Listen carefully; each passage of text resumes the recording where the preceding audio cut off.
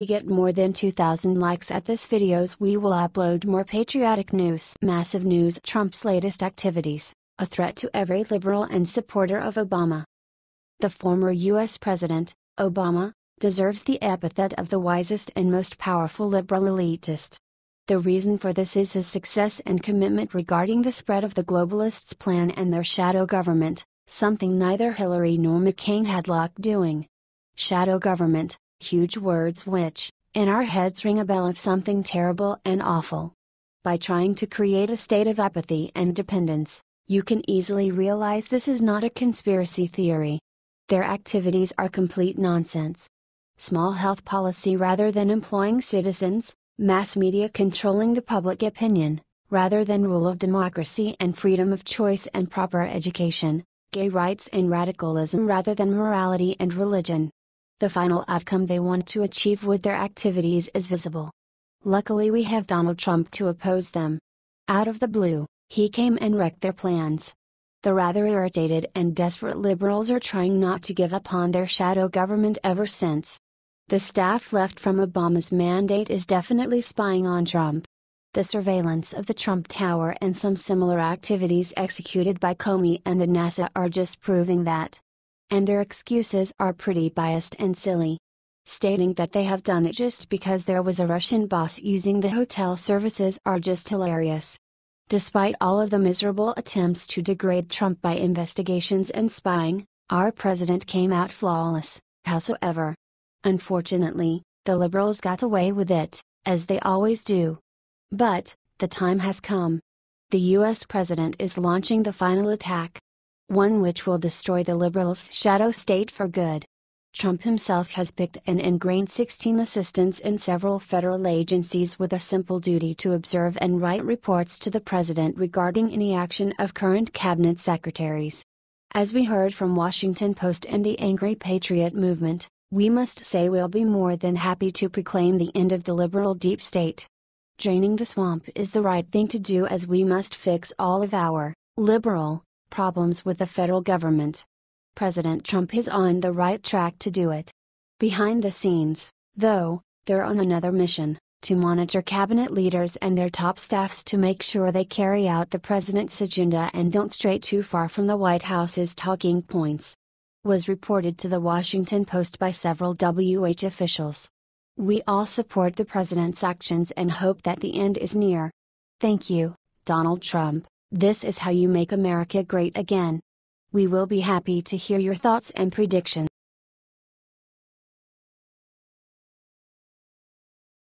Wow. Gowdy breaks his silence after 2 of his investigators are found tortured and killed. 2 federalized deputies working for Gowdy were discovered tortured and killed recently while on their way to serve a search warrant on the Clinton Presidential Library. The details of the crime are sketchy, but one thing is certain: whoever pulled it off is a pro who left absolutely no evidence behind.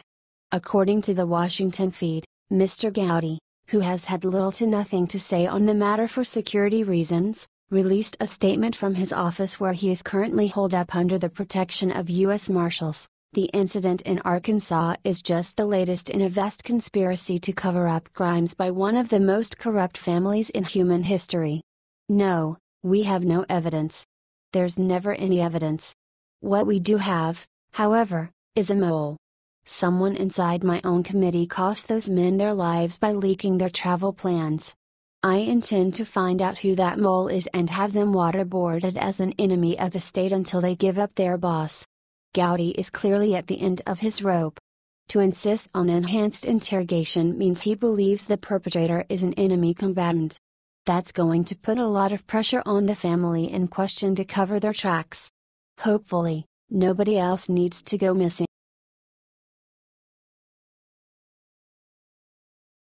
Breaking: Bill O'Reilly definitely does not like the recent news. Tucker Carlson makes miracles. Though, as you have probably heard, Bill O'Reilly got fired from Fox News last week. This came as a response to the numerous accusations of sexual harassment against him which suddenly came to the surface. Having worked there for 20 years, Bill thought that Tucker Carlson, a next-in-line journalist, would definitely have a lower rate of viewers. But this is definitely not what Bill was hoping to see. The latest report by Daily Mail brings up unbelievable statistics. It's shocking that Carlson's rates after taking over the time slot on Monday are almost identical to those to O'Reilly. Or, to be more precise, 3.2 million viewers on average, out of which over 630,000 were between the ages of 25 and 54, a main demographic for the show. Even though Carlson has a viewers deficit of 10%, compared to the 3.5 million average Bill had on April 11, the age demographic Tucker has reached seems to have brought him a big achievement, since that is what the Fox News executives apparently like. Carlson has also easily beaten his competitors, MSNBC's All In with Chris Hayes and CNN's Anderson Cooper 360, with an advance of 1.5 million and 1 million viewers respectively. Tucker has also shown the kind of man he is this Monday, by showing both gratitude and respect to Bill, as he opened his program. For those of you tuning in expecting to see some different in this anchor chair, I know the feeling well, Carlson stated. What O'Reilly did was not easy. He set a high bar, and I'm going to do my best to meet it. Thanks for sticking with us. This is definitely an act of professionalism and statement worthy of respect. We would be happy to hear your thoughts and opinions.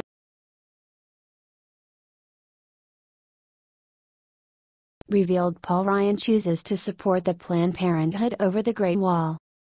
Republican leadership is currently seeking options to support Planned Parenthood but has no plan regarding the U.S. Mexican border wall. It is unbelievable how these people are getting out of the path. This is the latest CNS News report. When Donald Trump stood in the lobby of Trump Tower on June 16, 2015 and announced he was running for president, he told all who listened to mark his words. I would do various things very quickly, Trump stated.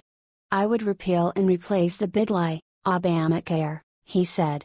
I will build a great wall on our southern border, he said. And I will have Mexico pay for that wall. The deadline for passing a new government funding bill is 28th of April. So the Congress is running out of time. Right now, there is no whisper of banning the Planned Parenthood from the bill. But, the whisper is one of Trump's request will be excluded. A request to provide $1.4 billion in order to start with the building of the Great Wall on our southern border. The Republican House seems to have two options only. Either to pass and forward to the Republican Senate a bill which will fund the Great Wall and exclude the Planned Parenthood, or one which will mean the opposite, funding the Planned Parenthood only, but not the wall. It will be up to them to choose. Voting the first option will accomplish the campaign promises of the now elected president, while the second one will relieve and satisfy both Democrats in the Congress and the mainstream media. As for right now, we can do nothing but wait. We would be happy to hear your thoughts and predictions.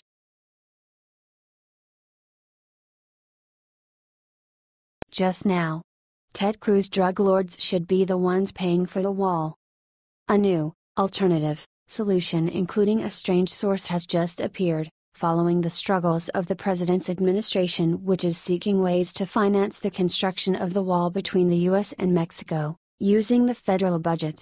Senator Ted Cruz, this Tuesday, proposed the money captured from El Chapo Guzman, who used to be the mastermind of the hugest drug cartel, to be used for the building of the wall. Also, he advises that all of the funds swiped in the future, mainly from drug distribution business, to be used for this mean. U.S. authorities are seeking the forfeiture of more than $14 billion in cash proceeds from narcotics sales, that Guzman has earned during his long career. Says Forbes. The El Chapo Act is the formal name of the legislation, one which is proposed by Cruz and contains the detailed explanation of his plan. $14 billion will go a long way toward building a wall that will keep Americans safe and hinder the illegal flow of drugs, weapons, and individuals across our southern border. Stated Ted. If his bill passes the Senate, the money will be used both for the wall construction and border protection. The bill imposes that any funds confiscated from drug masterminds in the future will be provided for the border security. This suggestion is not the first of its kind. Having the money seized from Mexican drug cartels would mean that the bad Mexicans would end up paying for the wall, and the bad Mexicans have been terrorizing the good Mexicans with crime and kidnappings and murders within Mexico itself. Was stated by Jim Sensenbrenner, a Republican who has already brought a related proposal in the House, saying that we're going to have the Mexican drug cartels end up paying for the wall. That may very well be something that is powerful enough to get the institutional inertia in the Senate overcome, stated Sensenbrenner. As a head of the Sinaloa drug cartel, he was arrested and succeeded to break out Mexican prisons twice. Later on, this January his extradition to the States happened.